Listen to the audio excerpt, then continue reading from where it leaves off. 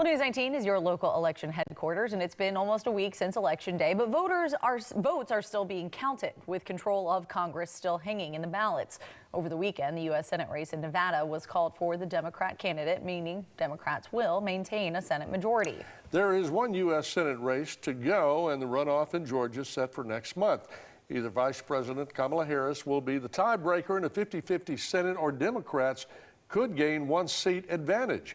News 19 Chief Investigative Reporter Brian Lawson talked to our political analyst about what's unfolded. Nationally, Democrats should feel good. President Biden should feel good. This was probably the best outcome that Democrats could anticipate having. There was no red wave as many had predicted, but News 19 political analyst Jay Town pointed out Republicans are still likely to win a majority in the U.S. House. We have to maybe tamp down the rhetoric of it being a big losing evening for the Republican Party.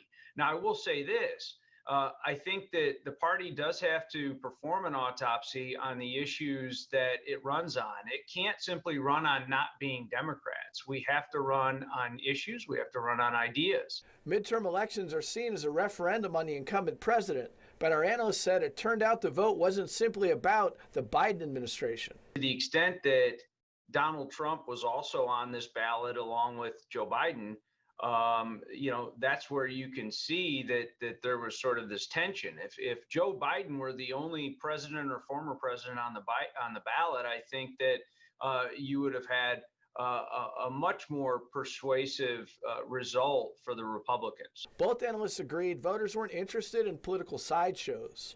People are fine with, a person being conservative or a person being liberal, as the case may be. But what they want from government is something different.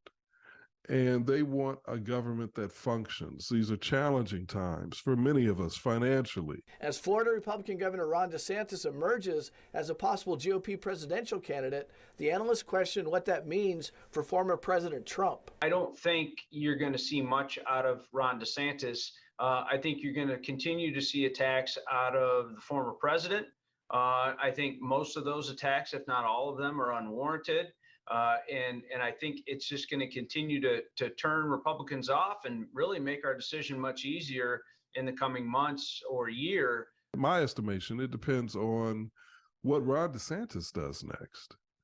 Because right now, when you look across the landscape, there doesn't seem to be any Republican nationally who's better positioned to take the lead in that party than DeSantis. Brian Lawson, News 19.